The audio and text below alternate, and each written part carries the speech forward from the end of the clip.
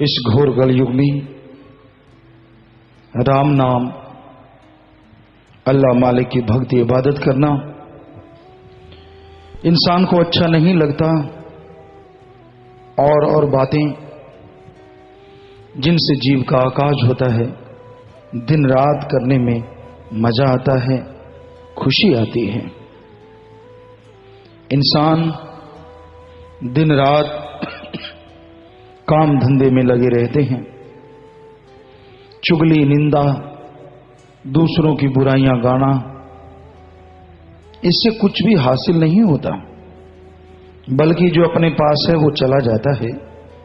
फिर भी लोग दिन रात लेग पुलिंग, टांग खिंचाई, एक दूसरे की निंदा, चुगली, बुराइयां आम गाते नजर आते हैं।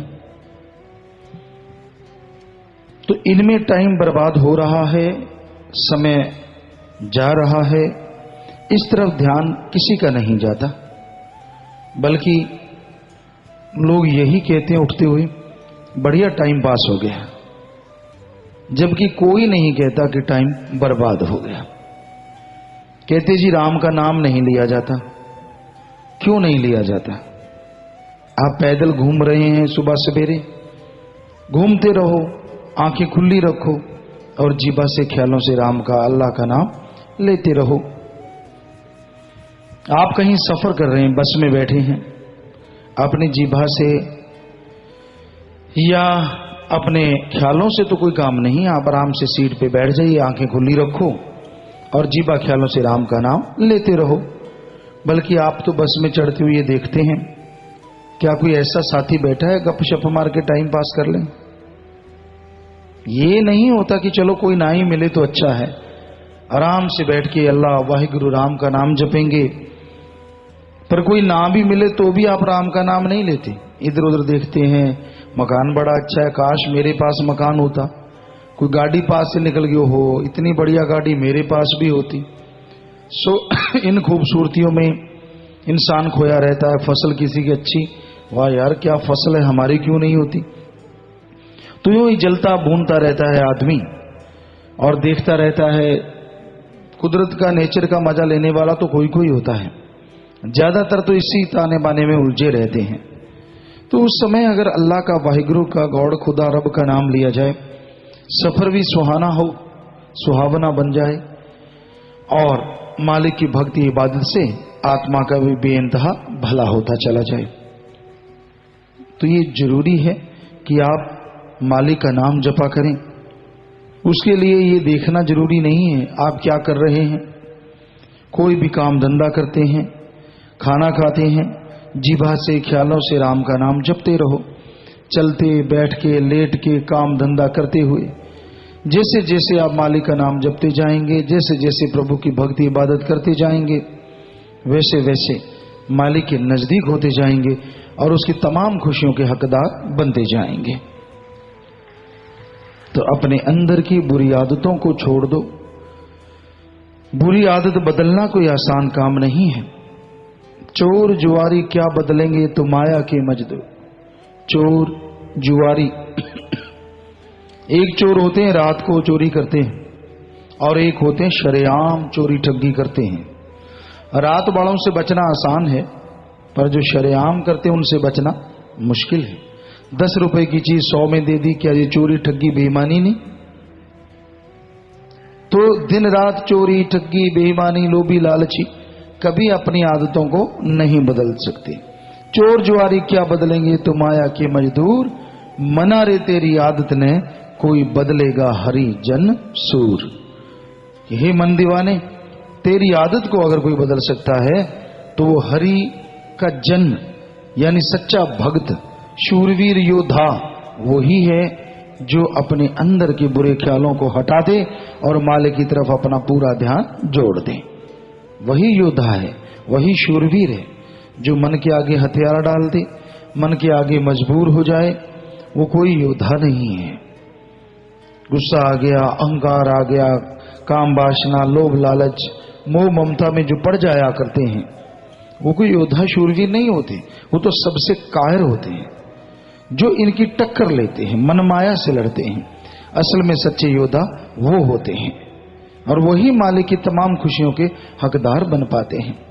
तो इसलिए संत पीर फकीर कहते हैं कि भाई अपने अंदर की बुराइयों से लड़ना सीखो, एकांत में बैठा करो और जो आपके अंदर कमियां हैं उनको देखा करो और राम का नाम जप के मालिक से दुआ किया करो कि हे मालिक, मैं इन कमियों से लड़ूंगा, मुझे मेरा साथ देना, मुझे हिम्मत देना, ताकि ये कमियां मेरे अंदर से बाहर हो जाएं और तेरी दया में रहमत से मैं माला माल हो जाऊं।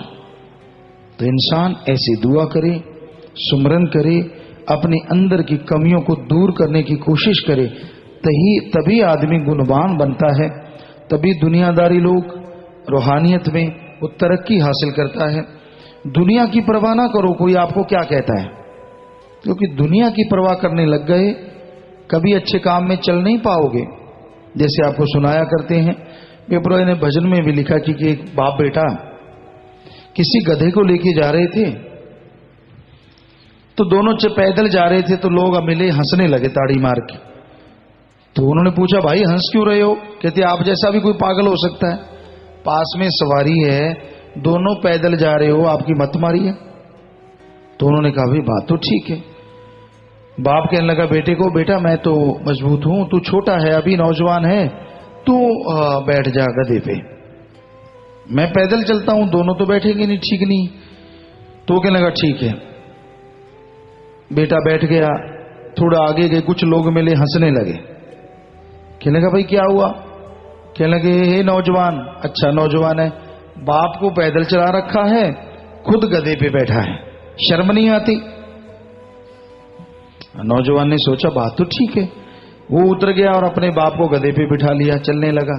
आगे कुछ लोग और मिले, कहने लगे देखो ये बुजुर्ग हो गया, पंजाबी जी चौरा भी कह दिए, जो ठेठ भाषा, ये ऐसा हो गया, इसको अकल नहीं है, वो बेचारा छोटा सा बच्चा, उसको पैदल चला रखा है, खुद गधे पे बैठा है, शर्म नहीं आती इसको?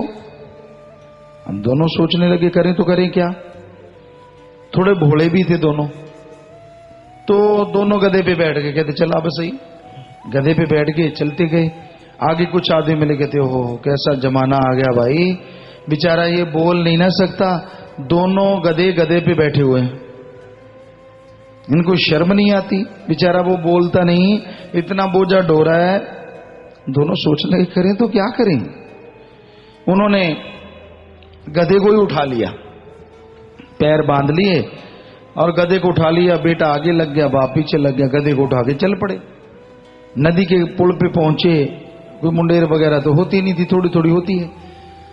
तो कुछ लोग और हंसने लगे, कुछ तेल की बदबू वगैरह आई, थे वो लोग हंसने लगे, देखो कितने पागल हैं, गधे को उठा के चल रहे, इनको शर्म नहीं आती। और इतने में वो तेल वगैरह की उसको आया, नाक में चढ़ा, तो उसने दुलत्ती झाड़ी, जोर से हिन आया, तो उनके हाथ से छूट के और गहरी नदी से दड़ाम से उसमें जा पड़ा। बेचारे वहीं बैठ के रोने लगे, क्योंकि वो उनके लिए तो साधन ही नहीं था, कमाई का भी जरिया था, बेचारे गरीबों की पेट भरता था उससे। तो दोनों रोने लगे, यार यार, तो इस दुनिया को खुश नहीं किया जा सकता।